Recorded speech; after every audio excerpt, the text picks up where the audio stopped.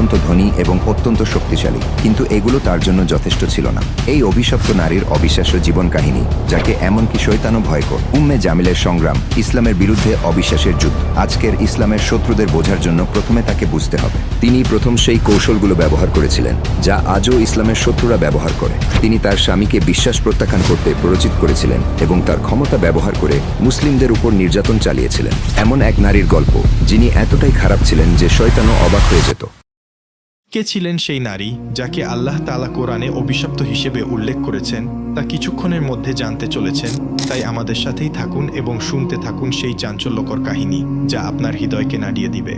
উম্মে জামিল জন্মেছিলেন কুরাইশ গোত্রে, মক্কার সবচেয়ে শক্তিশালী গোত্রগুলোর একটি। তার পিতা হাব্ব ইবনে উমাইয়া ছিলেন মক্কার সম্মানিত নেতাদের একজন। এমন পরিবারে জন্ম নিয়ে তিনি বড় হয়েছিলেন প্রাচুর্য আর মর্যাদার মাঝে। কিন্তু এই উচ্চ মর্যাদা তার অন্তরকে ভালো করেনি। শৈশব থেকেই তিনি ছিলেন উচ্চাবিলাসী, অহংকার এবং ক্রোধে ভরা। অল্প বয়সে তিনি বিবাহ বন্ধনে আবদ্ধ হন আবু লাহাবের সাথে, যিনি ছিলেন আব্দুল মুত্তালিবের পুত্র। আবু লাহাব ছিলেন মক্কার সবচেয়ে ধনী ও ক্ষমতাশালী পুরুষদের একজন।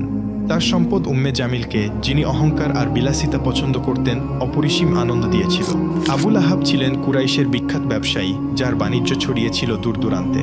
উম্মে জামিল এই সম্পদ ব্যবহার করে মক্কার সবচেয়ে আলোচিত নারীদের একজন হয়ে উঠলেন। কিন্তু তিনি শুধু তার স্বামীর সম্পদের ছায়ায় বসে থাকতেন না। তার সবচেয়ে বড় অস্ত্র ছিল তার তীক্ষ্ণ জিহ্বা। তিনি তার চারপাশের নারীদের উপর প্রভাব বিস্তার করতেন, গুজব ছড়াতেন, যাকে ঘৃণা করতেন তার নাম নষ্ট করার চেষ্টা করতেন। এই কাজ তাকে আরও গর্বিত করত। কিন্তু আসল সত্য ছিল, তিনি ভয় পেতেন, তার ক্ষমতা আর মানুষের সম্মান হারানোর ভয়। মক্কায় যখন মানুষ বাণিজ্যে ব্যস্ত থাকত, কেউ কেউ তাদের গোত্রের সম্মান রক্ষায় মগ্ন থাকত। কিন্তু উম্মে জামিল ছিলেন তার গোত্র আর স্বামীর মর্যাদা ধরে রাখার জন্য আচ্ছন্ন। তার কাছে সবচেয়ে গুরুত্বপূর্ণ ছিল কুরাইশের নেতৃত্ব, বিশেষ করে উমাইয়া পরিবারের প্রভাব। কিন্তু একদিন মক্কার বাতাসে এমন এক খবর ছড়িয়ে পড়ল যা তার অন্তরে বিপর্যয় নিয়ে এল। নবী মুহাম্মদ সাল্লাল্লাহু আলাইহি ওয়াসাল্লাম ঘোষণা করলেন, আমি আল্লাহর রাসূল। উম্মে জামিলের জন্য এই কথা ছিল ঝড়ের মতো। তিনি নবীর পারিবারিক বংশ ভালোভাবে জানতেন। তিনি ছিলেন হাশিম পরিবারের, যা কুরাইশের একটি শক্তিশালী শাখা। কিন্তু যদি তিনি সত্যিই নবী হন, তাহলে তার ক্ষমতা কি বিপদে পড়বে না? তার জন্য এটি সত্য মিথ্যার প্রশ্ন ছিল না, এটি ছিল নিয়ন্ত্রণের লড়াই। যদি ইসলাম মক্কায় ছড়িয়ে পড়ে, কুরাইশের শাসন ভেঙে যাবে আর তার গর্বের জগৎ ধুলায় মিশে যাবে। তাই তিনি ইসলামের বিরুদ্ধে লড়াইয়ে নেমে পড়লেন, প্রথম নারীদের একজন হিসেবে। তার স্বামী আবু লাহাব ইতিমধ্যেই নবীর বিরোধিতা শুরু করেছিলেন, কিন্তু উম্মে জামিল এই ঘৃণাকে আরও তীব্র করলেন।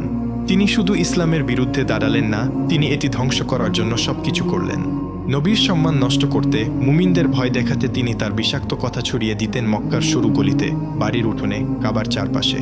তিনি ছিলেন শুধু একজন শত্রু নন, তিনি হয়ে উঠেছিলেন ফিতনার কারণ। কিন্তু তার আসল যুদ্ধ তখনও শুরু হয়নি। উম্মে জামিলের জন্য ইসলাম ছিল শুধু একটি বিশ্বাস নয়, এটি ছিল তার জীবনের জন্য গুরুতর বিপদ। মক্কা ছিলেন এক ব্যক্তি, নবী মুহাম্মদ সাল্লাল্লাহু আলাইহি ওয়াসাল্লাম, যিনি বহু বছরের পুরনো ব্যবস্থার বিরুদ্ধে দাঁড়িয়েছিলেন।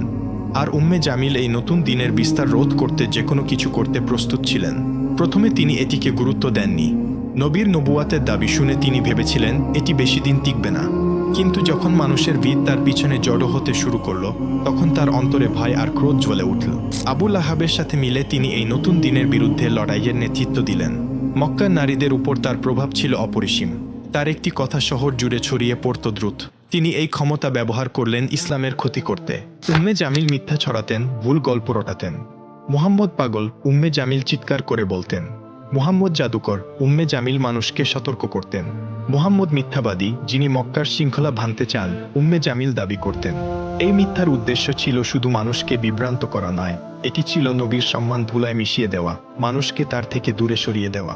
তিনি এমনকি নিম্নমানের পন্থাও ব্যবহার করেছিলেন। একদিন মক্কার বাজারে তিনি মানুষ জড়ো করে চিৎকার করে বললেন, মুহাম্মদ তার নিজের পরিবারেরও ক্ষতি করছেন। কিন্তু সত্য ছিল এর সম্পূর্ণ বিপরীত। নবী ছিলেন মক্কার সবচেয়ে সৎ, সবচেয়ে বিশ্বস্ত মানুষ। তবু উম্মে জামিল তার নামে মিথ্যা রটিয়ে চললেন। তার সবচেয়ে বড় শত্রু ছিলেন উম্মুল মুমিনিন খাদিজা রাদিয়াল্লাহু তাআলা।